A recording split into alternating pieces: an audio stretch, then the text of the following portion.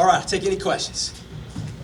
Are you going to give Jerry a ball as well after this one? He already has it. He's excited. He'll be struggling to talk for a while.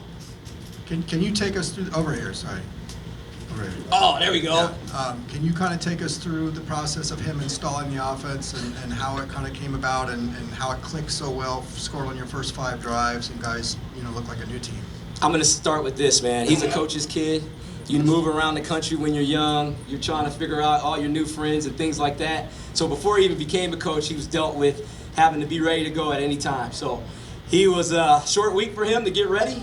Did a great job of using stuff we've been doing before and adding new to it. And then we wanted to control the time of possession and slow things down. The plan worked to a T. That was a game of a lot of situations. There was a lot of things happening, and we just kept the guys calm and just take it one play at a time. And man, Jerry did a great job with that.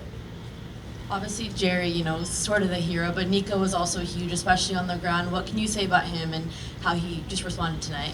Big-time players make big-time plays, and that's what he did out there. There's times we have drop-back passes and nobody's open, and he just takes off, makes a guy miss, and it springs an explosive run. He's a player. I mean, he's a football player. It doesn't matter what the play call is. You have to always account for him, and he rises to the occasions. That's the main thing I love about him. There's no pressure too big for him, so he applies pressure to defenses. So I'm just happy for him, man. He's our leader of the team. Everybody voted. He was the #1 vote getter on the team for captains, and I just love that kid and appreciate him so much. Skip, at the start of the week I asked you about the explosive plays early, right? And I think you had 2 of them, 15 or more yards on that first drive. How big was it to get off to that kind of start? And also the onside kick. I mean, take us through as far as, was that something you knew you were going to do going into this game, or was it just feel? We were going to be super aggressive but not do dumb things. The plan was if we scored a touchdown first, we were going to go to it. And just a lot of film study, just watching those guys on kickoffs, when they're on kickoff return, and seeing that outside guy, if he was just going to run early and things like that. And over a 2-year study, they always ran over when we had little motion guys going. So it was a long study. We felt confident in it, and it worked. I mean, we practiced that thing just this week. That's it, just this week. It wasn't like something we've been doing all season. This week we did it. The team had a great kick, and we completed a kick pass, and worked to a charm. So we're going to always be aggressive. That's just my nature, and then that's the nature of the team now, and we're going to continue to do that. Coach Skip, congratulations on your first win. Nico, you let him run loose. Was that during the week in preparations to let Nico use his legs a little bit more during this game? We were going to run the ball, whether it's Nico or the backs. We were going to run the ball. That was an emphasis for us this week. It doesn't matter who's doing it. We have a lot of guys that we think can control the line of scrimmage and get positive yards on the ground. And so we're going to call numbers for different people, and they have to take advantage of the situations. And we did a great job running the ball by committee. Coach Skipper, talk about that last play. Did it work out the way that you guys had intended with the safety, and how much time had went off the clock, or how did it work out for you guys? No doubt. We were going to take that safety because we're up 7, and we knew they were going to try to hold us up. So if they're holding us up, we're going to have more time to eat off the clock. And I believe it was, 25 to 7, 8 seconds we took off doing the safety. So that was huge because now it limits the plays they could get, and we wanted the field to flip. So by taking the safety, we can now kick it off, and we flip the field. It worked amazingly. Something we've been practicing for a while, take a safety on the punt team, and I'm just happy for those guys. They executed. It was well-executed play. Coach, after a win like that, what does the locker room look like after the game? Disaster. There's water flying everywhere. There's music. There's guys that can't dance that are dancing. There's coaches trying to be dancers. It was exciting to be in there. I mean, it was some Saturday after games that have been kind of lonely and sad. And this will be the first Sunday we have where we kind of celebrate a little bit and enjoy a victory and then get ready for another tough opponent. But that locker room is probably still going in there. You'd think it's Mardi Gras or something happening. Coach, your right-hand side, second row. 3 days to kind of Jerry prepare an offense like that. Can you talk about, 1, how difficult that is, and then 2, him being hoisted up by his players at the end of the game? I mean, can you talk about what the moment like that looked like for you as a coach? Yeah, Jerry's a ball coach, man. He is a ball coach. He's coached multiple positions on the offense. Like I said, he's a coach's kid. He attacked it. I mean, as soon as he knew he was going to call it, let's go to work. And he went straight to work. And we used every single hour and second and minute you could possibly use all the way up to kickoff. I mean, we did walkthroughs this morning, getting all his new stuff in there. He did a great job. Love that guy because I just love the work ethic and the patience he had. And the guys, man, they really respond to him. They really respond to him. You can see true love and belief, and that was amazing. Coach Eric Lampkins, the second right here in the front. After you guys started the entire season not leading at all for not 1 second throughout the course of the year, today you guys led wire to wire.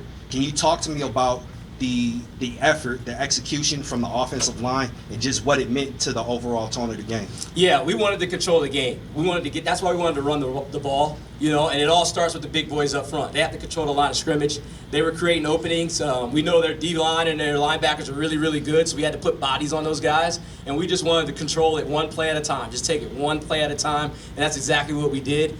We actually have never talked about not leading for a game. Somebody told me about that. That's how I knew. But we never talked about it or anything. We just went out there and played ball today, and we got the lead, and fortunately for us, we kept it. Coach, right here. Two quick questions. Execution and starting slow have been issues. What clicked this week? And secondly, haven't really talked about the defense. Still a few problems here and there, but they held off Penn State. What can you say about the defense? A big deal is starting fast. You guys heard me after the Northwestern game. I didn't like the way we started. So we practiced a little different. I went good on good, ones versus ones, right off the bat at practice. As soon as stretch was over, we went against each other to kickstart things. So that was a big part of it for us, and it worked out. I mean, I could see a difference. The guys were excited and ready to go right from the jump. So that was huge, and awesome for the guys to take practice to the game. So that was huge. Defensively, I like the way we played. I mean, that's a top-notch team over there. You know, the ultimate goal is to win. It's not to keep points down and all that stuff. You know you would always take that, but we have to make the plays to win the game. And that was some crucial stops that happened. We had to stop. The second to last possession was a big stop and fourth down, and then we took care of the clock situation at the end when they're trying to lateral and things like that. Guys playing with correct leverage and things. So, and I think they only had 7 at halftime, so that was huge. So we're just going to keep on sawing wood and just keep on playing ball. That's defense right now. Just get the stops when you need. We got a turnover and things like that. Just keep playing ball. That's all it is. Coach, when you have these just coaching turnovers throughout your season where you're at and you start off 0-4, but you get these big victories like this, how does it just kind of rejuvenate your season and just really inspire the locker room to keep going? Yeah, it's just one day at a time, man. It's one day at a time.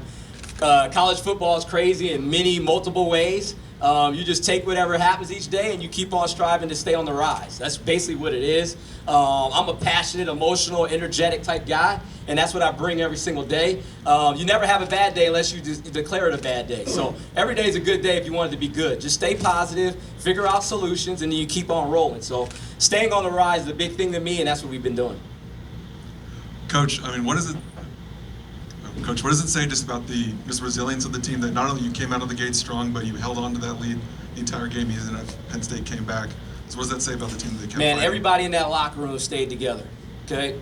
They stayed together. There was many storms happening throughout the last 2 weeks, whatever, but we found the daylight, we found the sunshine, and we kept on working. And that's all it is. You just keep on working. There's going to be more stuff this week. We're going to have to overcome it, and we're going to have to go play. So I'm just proud of everybody in that locker room, players and coaches, to get this thing done. Just so proud. One more in the back. Hey, Coach. Rashawn Haylock, KTLA. To that point, these kids have been through a lot, right? I mean, even up until this week. What are some things as a staff that you guys have honed in on to just sort of bring some normalcy to allow this to happen today? Yeah, block out the noise is the main thing. We just always want to block out the noise. Tell the guys when it's football time, it's football time. You know, a major distraction. School just started. That's a major distraction. That's included in all the other stuff. So we have to always just stay the course. But when we're doing football, we're locked in on football. The outside, everything that you're hearing, and the situation, all that stuff doesn't matter. It's time to get better with football. Whether we're on the field or we're in meetings, we're in walkthroughs, whatever it is, it's about the ball. So we're just focused on that. We're going to continue to be focused on that, and we're going to still need to get better and better and better. It's a long season left, a lot of games to be played, and we're excited for the opportunity to go keep on fighting and battling. Thank you, Coach. Thank you, guys. Thank you.